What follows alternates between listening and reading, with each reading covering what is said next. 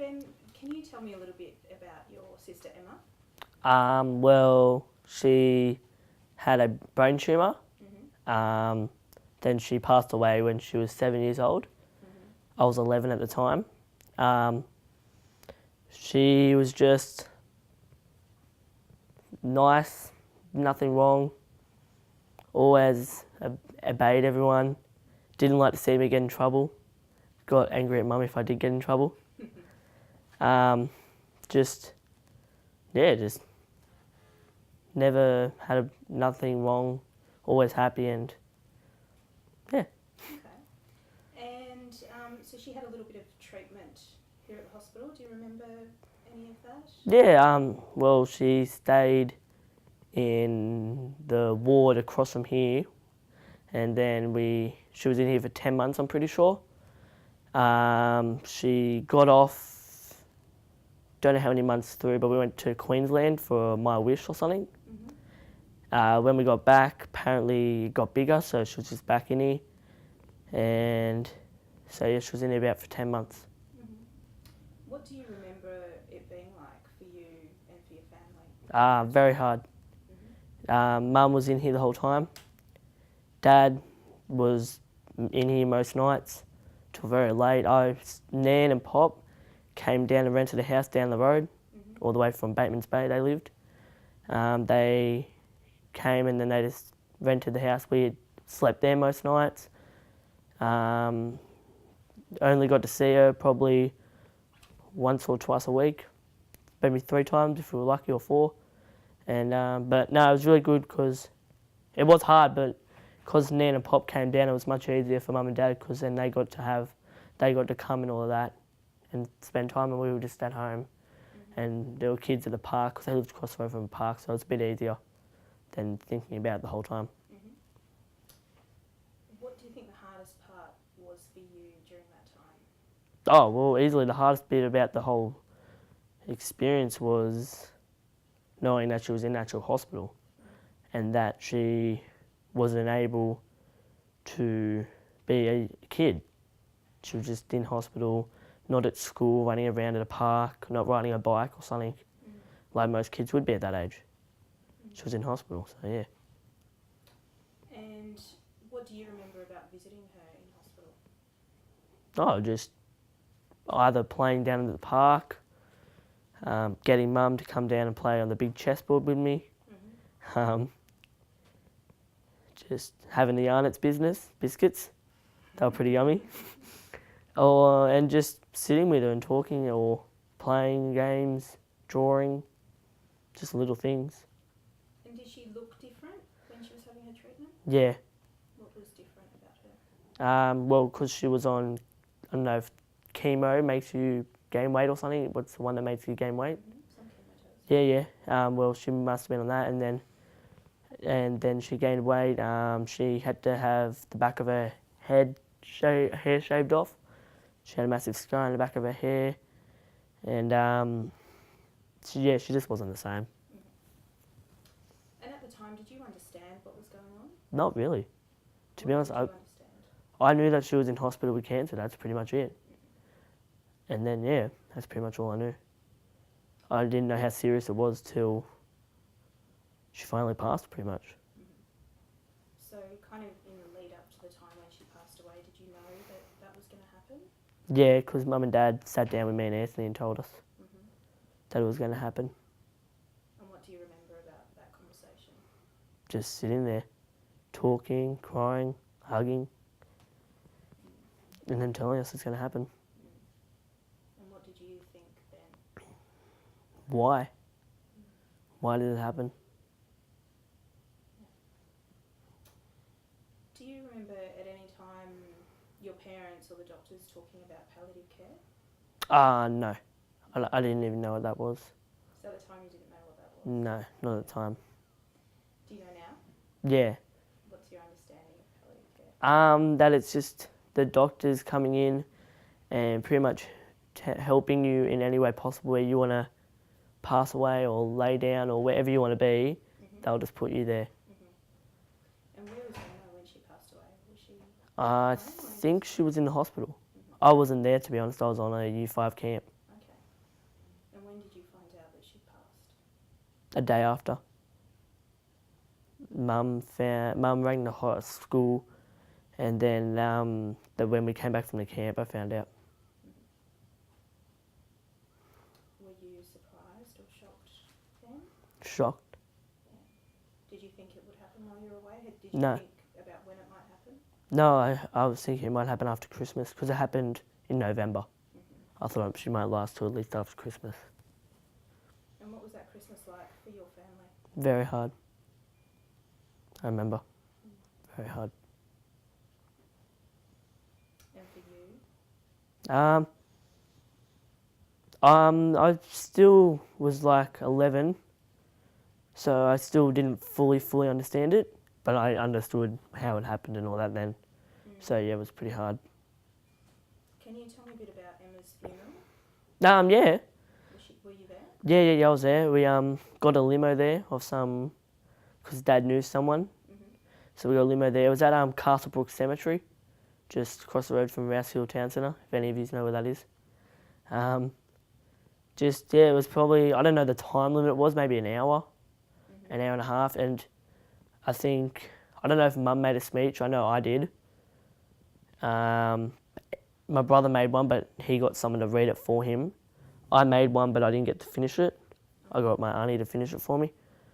And then there was just a video documentary there was a plasma. And then we just went down to the main fiddler with all our family and just had lunch, and we're just all together pretty much. And I remember about 4 of my friends coming there, but it was very big. It was very packed out, like there were people standing and out the door. I remember that. So you gave a speech. Was it important to you to give a speech for her?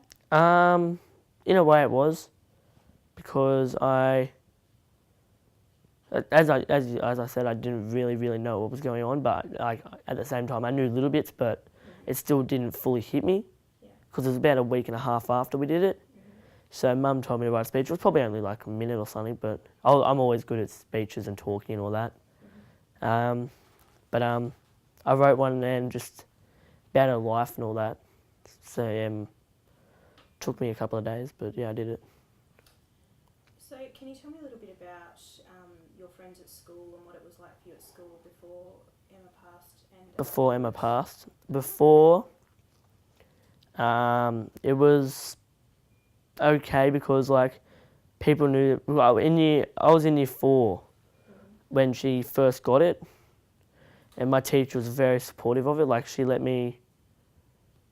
made me let me do a PowerPoint on stuff. She let me do things for her, write cards and all that with my mates.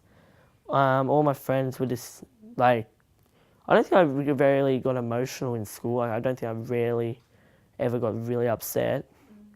But if I ever did, I knew that my friends were there. I had about 4 or 5 really good friends that would help me through anything. And in high school, it got a bit harder, because then you finally, I understood everything, because I was more knowing now, so I understood everything. And Emma had already passed when you year 6, but I started year 6, that was the first year. So year 7 would have been 2 years, yeah. Can you describe to me how would you describe grief? Grief can be in a couple of ways. It can be like hard times, anger.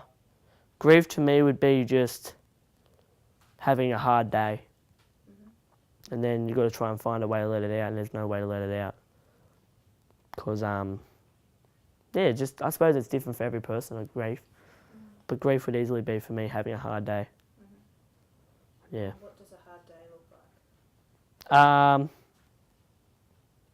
An anniversary, Christmas, Easter, my birthday, or just a day where you thought about it too much.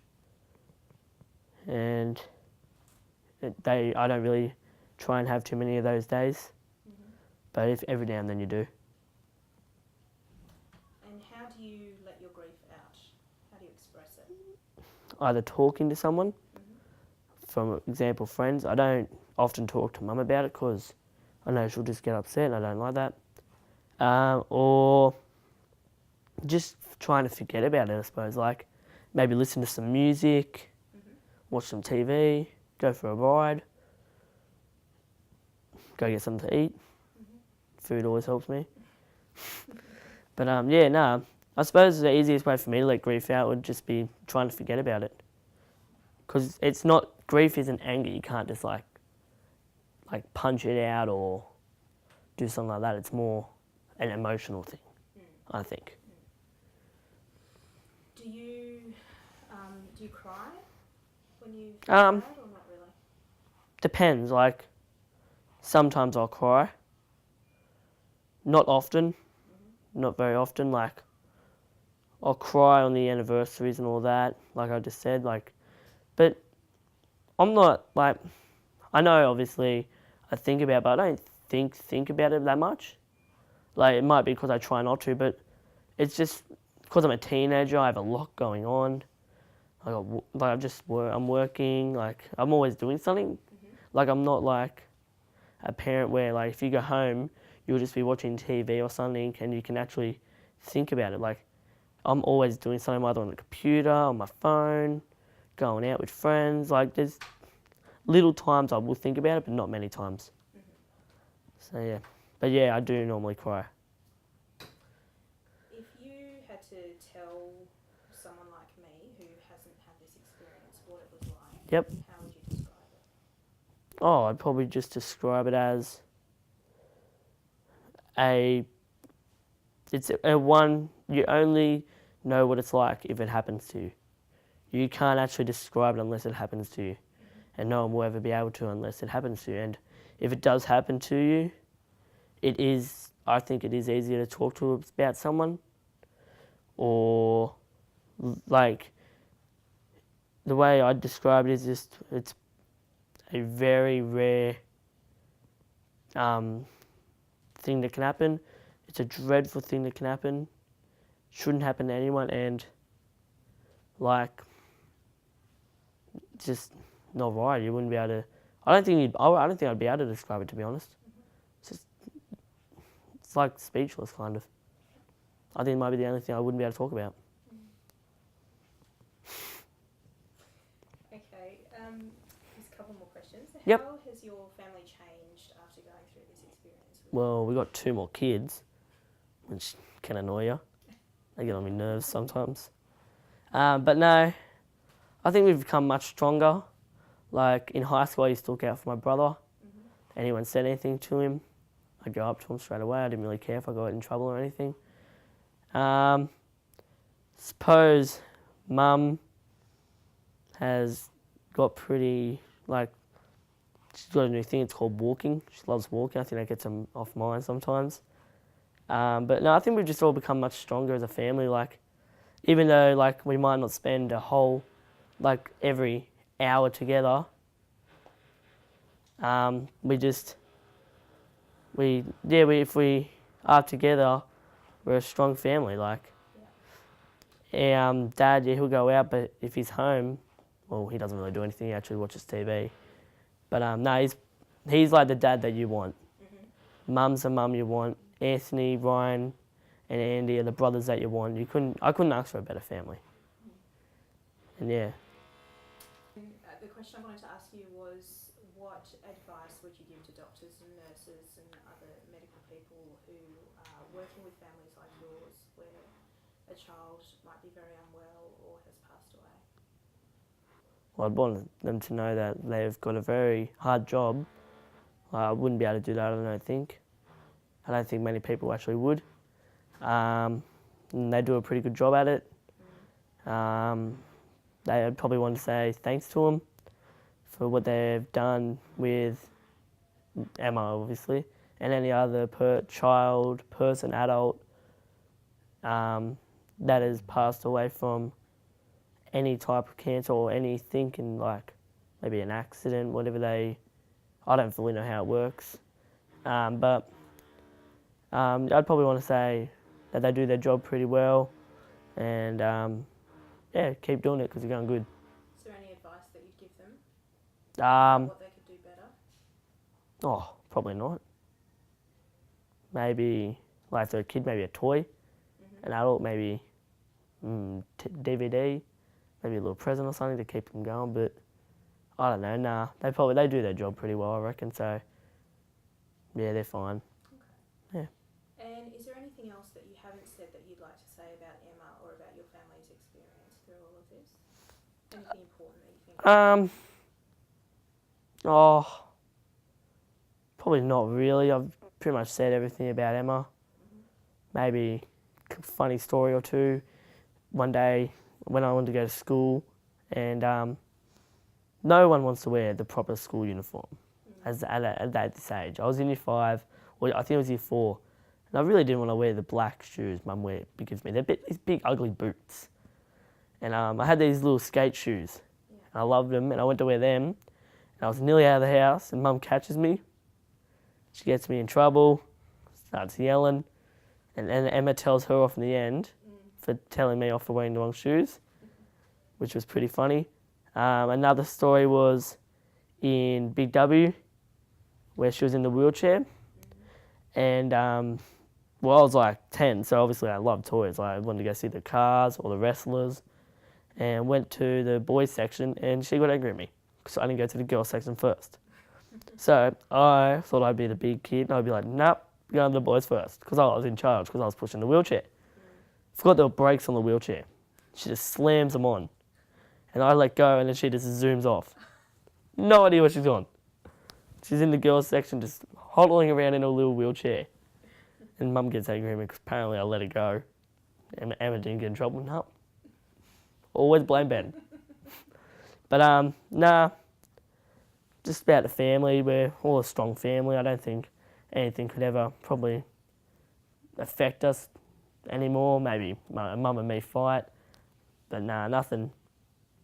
We're pretty strong. I don't think like I said, I couldn't ask for a better family. It's pretty that much simple.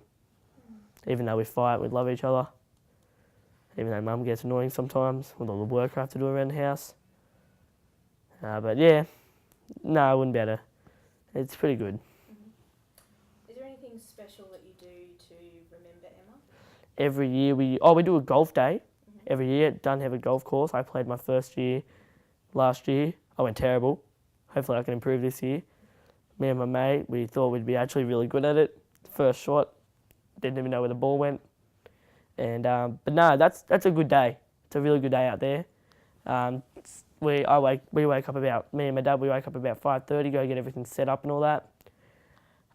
Then there's a game of golf, and then lunch, and then there's an auction. But yeah, it's a really good day. Like, I love it. It's been going on for a couple of years now. I'm not 100% sure. I know it's been going on since Emma's been alive, so quite a long time now.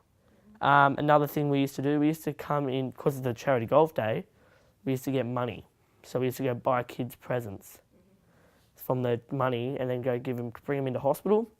Like, I think Janine used to give us a list of kids, age and all that, and if they were like over 12 or something, you just get them an iTunes gift voucher because they were into iPods and technology stuff.